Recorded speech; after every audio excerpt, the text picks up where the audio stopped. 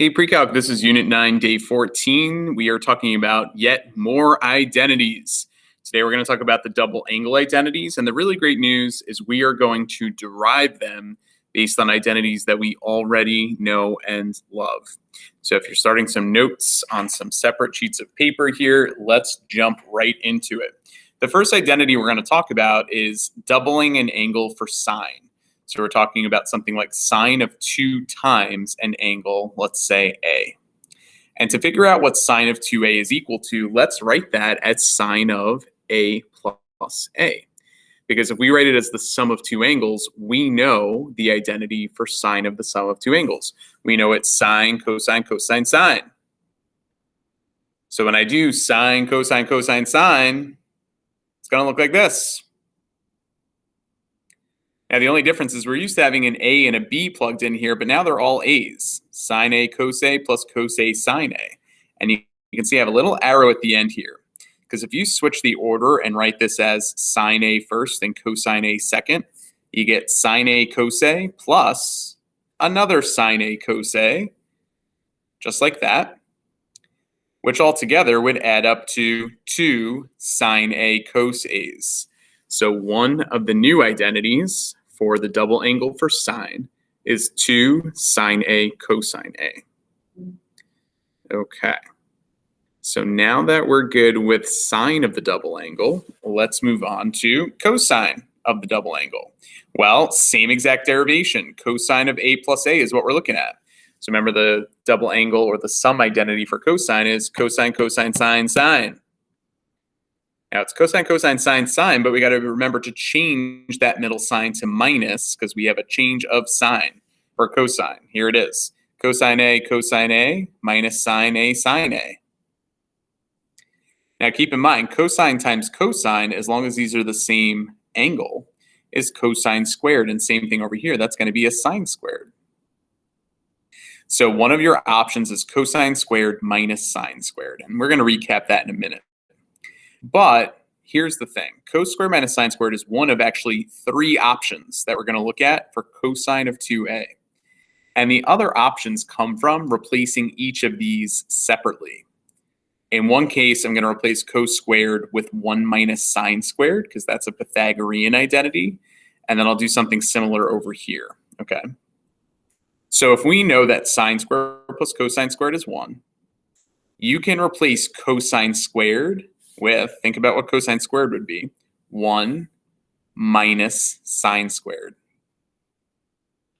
So if you have 1 minus sine squared minus another sine squared, you now have 1 minus 2 sine squareds. So I realize this is going to get a little confusing because we have a couple of options here, but one option, and you'll have a summary of this in a minute, is cosine squared minus sine squared.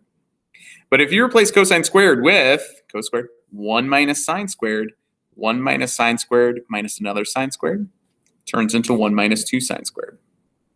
All right, let's move on to the other option. Instead of replacing this one, what if I replace sine squared? Sine squared is the same as 1 minus cosine squared.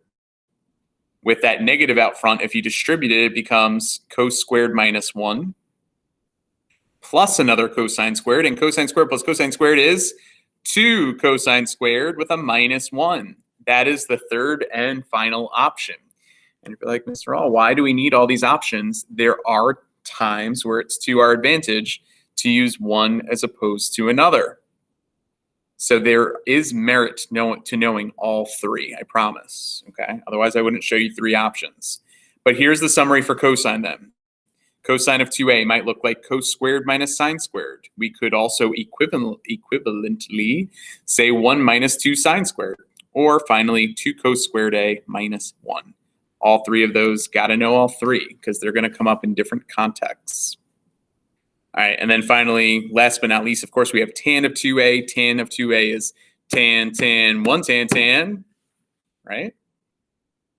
So here we go for tan of 2A. It's tan of A plus A, which is tan A plus tan A over 1 minus tan A, tan A. So what do we got on top? When I add those together, you have 2 tans on top. But when you multiply on the bottom, that becomes tan squared. So the final identity for tangent of the double angle is going to be 2 tan A over 1 minus tan squared of A. So the double angle identities that we're adding on today, there's a total of 5, I guess. It's the 3 trig functions, sine, cosine, tan, but for cosine, this is the one that just takes a little bit extra to get used to because there are 3 options that we'll kind of play around with there. And again, it is sort of case dependent as to when we would use one as opposed to another. You'll see that by the end of the lesson today. Okay. So hopefully you've got that down in your notes as far as the double angle identities. Let's put it right into practice. Okay. Here's an example of something that you might have to do on the homework that goes with this assignment. So find the double angle value for all 6 trig functions given the following information. We're given that sine of x is equal to 3/5 and that cosine of x is less than 0. All right, so I want to find the double angle value for all 6 trig functions. We'll talk about what that means in a minute. But here's the given information. All right, sine of x equals 3/5. That's all fine and good. Why do I know that cosine x is less than 0? Why is that helpful? Well, if I think about sine equaling 3/5, that could happen in quadrant 1 or quadrant 2. Sine is positive in each of these. If cosine of x is less than 0, that means that cosine is negative. Well, cosine is positive in quadrant 1. So the implication here is that we're definitely in quadrant 2. If sine is positive and cos is negative, we're in quadrant 2. Here's my picture. Okay, so there's an angle x in quadrant 2. Sine is 3/5. So I'm going to put opposite of x is 3, hypotenuse is 5, which means the adjacent side is 4 because it's that 3, 4, 5 pattern that we're going to become very, very, very accustomed to seeing. Don't forget, though, that it's negative because we're going to the left. Okay, it's a small detail, but one that I want you to make sure you're paying attention to. Let's see if we can use that information to find in the first part here, I'll call it part A, sine of 2x. Okay, so the formula that we just derived for sine of 2x is 2 sine x cosine x. And if you're a flashcard person at all for memorizing things, this is the time and place to get out some flashcards and start writing down some identities. All right, let's plug in what we know. We know what sine of x is. Sine of x is 3/5, so plug that in for sine x. Cosine of x is -4/5, right? Adjacent over hypotenuse. So when I multiply all of this together, remember that it's really 2/1, first of all. The 2 would not get distributed to both the top and the bottom. So multiply everything across the top, that's -24, right? 6 times -4. The bottom is 5 times 5, which is 25. So sine of double this angle has the exact value, -24/25. All right, well, let's move on to cosine of 2x. Now, cosine of 2x, remember, is the one that has 3 options. And I'll tell you, in a question like this, any of those 3 options would get you the same answer. Out of these 3, which do I like the best when I'm doing some algebra, meaning I have a specific triangle and I'm plugging stuff in? I do like that first option there. So the first option would be saying that this is cosine squared minus sine squared. I'll show you why I like this option in a minute. It's the only option that has this turnout in the next step. So what is cosine of x? Cosine of x, again, is -4/5. So with cosine squared, you're going to square that fraction, -4/5. Sine of x is 3/5, so that's going to become 3/5 squared. And from there, squaring the fractions, you're going to square the top, square the bottom. So that's positive 16/25 minus 9/25, for a total of 7/25. Why do I like this option the best? Because this is the only option that when I plug in the ratio for sine and cosine, we already have common denominators. The other 2 options, you'd have to make a common denominator. Certainly not the end of the world, but it is nice to have those same denominators right away, so I can just focus on subtracting the numerators then. So we've got sine, we've got cos. Let's go ahead and try tan. All right, tan of 2x is going to be 2 tan x on top over 1 minus tan squared on the bottom. Okay, so what is tan of x? Tan of x in this picture is opposite over adjacent, so that's -3/4 over 1 minus tangent squared. Okay, I'm going to clean things up a little bit here because I can reduce the top. 2 goes into 4 twice. So the top is -3/2. The bottom, -3/4 squared. Square the top, square the bottom is 9/16. Okay.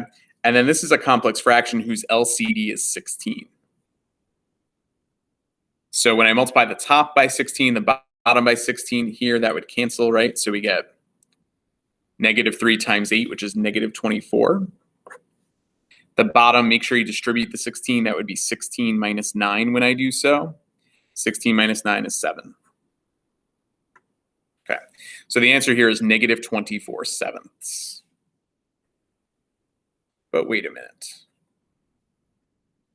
Did I even have to do, in this example, all that work to get tan of 2x? The answer is no. The only reason why I didn't have to go through this whole process, even though I already did, is that if you've already done sine and cosine of 2x, isn't tangent sine over cosine? So if you have to do a question where you have to do sine of 2x and cosine of 2x and then tan of 2x, you're allowed to take those two answers and divide them. So that would be -24/25 divided by 7/25. Isn't that a complex fraction whose LCD is 25? And if I multiply the top and bottom by 25, don't I get -24/7, which is exactly what I have here. So if you've already done all that good work, you can certainly go ahead and use that as a technique. Just do sine over cos. But if you haven't calculated both of these in advance, then yeah, you should use the double angle identity for tan, just like I did anyway. Confirm that you get the same answer there. All right, so lastly, when I said to find the value for all 6 trig functions, I've only found 3 of them. Well, of course, the other 3 are cosecant, secant, and then cotangent. Okay. Well, we didn't go over formulas for any of those, right? We didn't do a cosecant 2x formula or secant 2x. Turns out, of course, we don't need to, right? Cosecant's the reciprocal of sine. So take that answer from part A and flip it over. -25/24. Done. Secant is the reciprocal of cos, so that's 25/7. And then cotangent, the reciprocal of tan, so -7/24. Okay.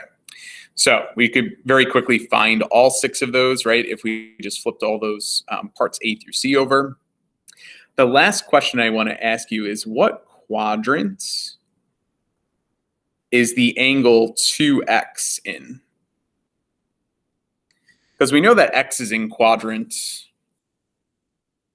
2, right? But if I double that, what quadrant am I in? Am I in quadrant 3? Am I in quadrant 4? You know, it could really be either of those. Think of a quadrant 2 angle like 100 degrees. That's in quadrant 2. If I double 100, that gets me to 200. That's in quadrant 3. But what if my quadrant 2 angle is 160? If I double 160, that's 320, and that's definitely in 4.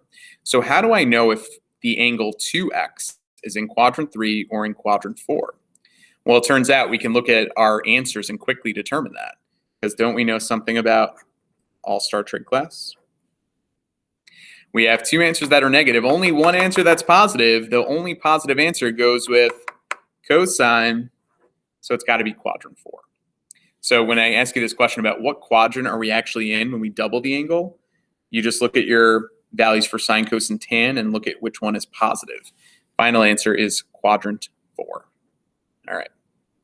Last thing we're going to do today is let's do one identity proof, just to make sure that we're kind of staying fresh with identity proofs and we understand what's happening here. The identity proof that we're going to do is to verify that cotangent x times sine of 2x is equal to 1 plus cosine of 2x. Okay, let's verify that that is true. So when I go to start plugging some information in here, we see that we have double angle identities on both sides. This is sine of 2x, this is cosine of 2x.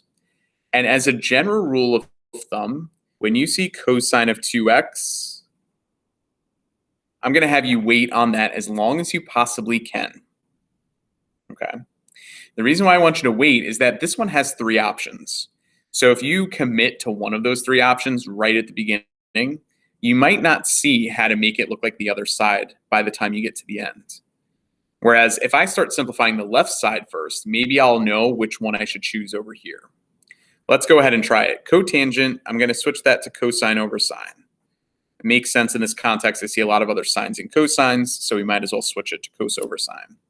Sine 2x is only one option. Sine of 2x is definitely 2 sine x cosine x. If you want to put that over 1, you can, just to make it look like a fraction. But when you multiply fractions, you do not need a common denominator.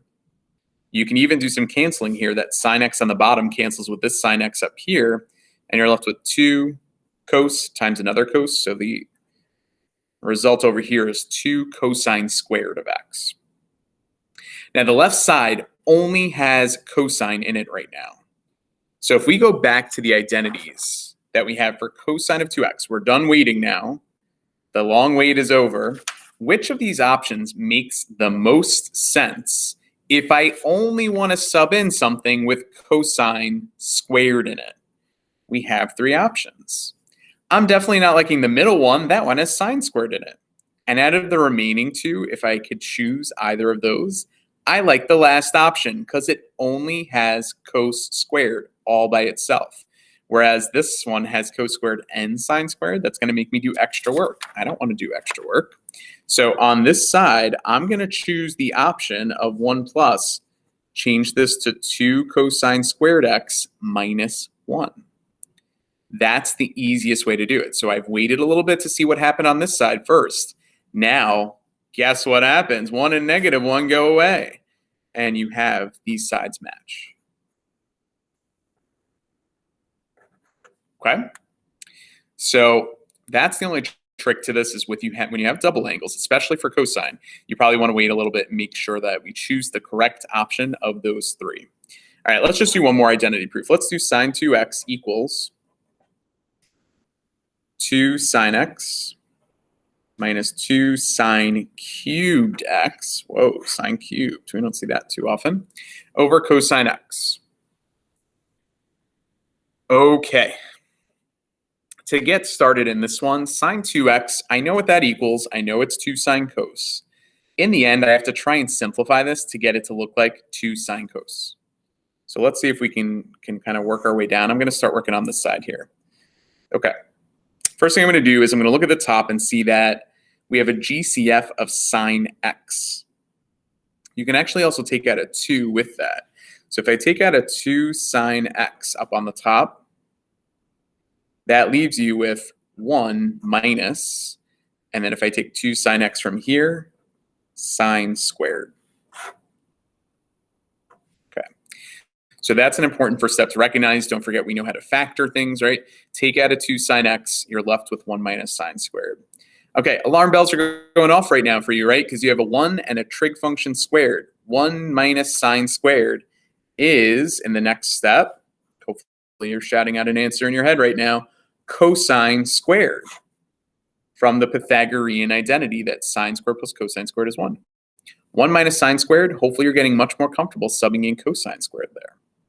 Well, notice how we have cosine x in the bottom. So this cosine x cancels with one of those to leave me with 2 sine x cosine x. That's what we said at the very start should be our goal, to get this side to say 2 sine x cos x. You have one of 2 options for how to finish this. Just write that this is sine of 2x, right? Take that expanded form and bring it back to sine of the double angle. Or I guess if I wanted to, I could have come to this side and written 2 sine x cos x over there. Just showing that, yes, those sides are in fact equal to one another. Okay, double angles.